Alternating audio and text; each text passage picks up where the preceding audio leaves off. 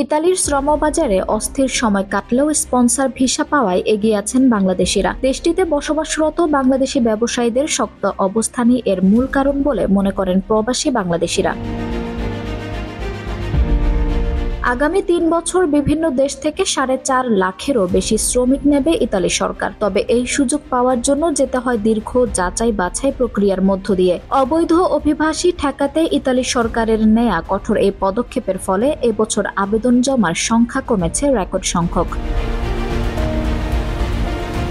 তবে ৩৬টি দেশের আবেদনকারীর তুলনায় এবারও বাংলাদেশিরা সবচেয়ে বেশি আবেদনপত্র জমা দিয়েছেন বলে জানিয়েছেন ইতালির স্বরাষ্ট্র মন্ত্রণালয়ের ইমিগ্রেশন বিভাগ। বৈধ উপায়ে ইতালি যাওয়ার সুযোগ পাওয়ায় খুশি প্রবাসী বাংলাদেশিরাও।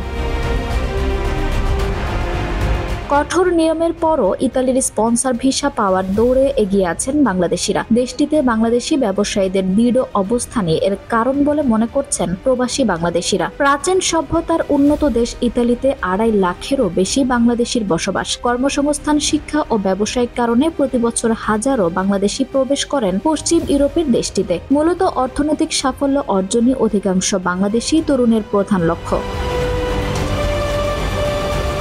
কম্পিউটারে দক্ষ, সফটওয়্যার, নার্সিং, ফিশিং সহ বিশেষ কিছু কাজের অভিজ্ঞতা থাকলে ইতালিতে সহজেই চাকরি পেতে পারেন প্রবাসীরা। সেই সঙ্গে ভাষা জানা থাকলে আরও সহজ হবে প্রক্রিয়া। তাই কৃষি, শিল্প, পর্যটন ও চিকিৎসা খাতে তরুণদের নিয়োগে আশাবাদী দেশটিতে বসবাসরত বাংলাদেশিরা। সংশ্লিষ্টরা বলছেন, ইতালির প্রতিদ্বন্দ্বিতাপূর্ণ চাকরির বাজারে নিজেকে যোগ্য করে তুলতে ভাষা শিক্ষার পাশাপাশি বিভিন্ন কাজের অভিজ্ঞতা অর্জন প্রয়োজন। তাহলে সহজেই পাওয়া যায় চাকরি।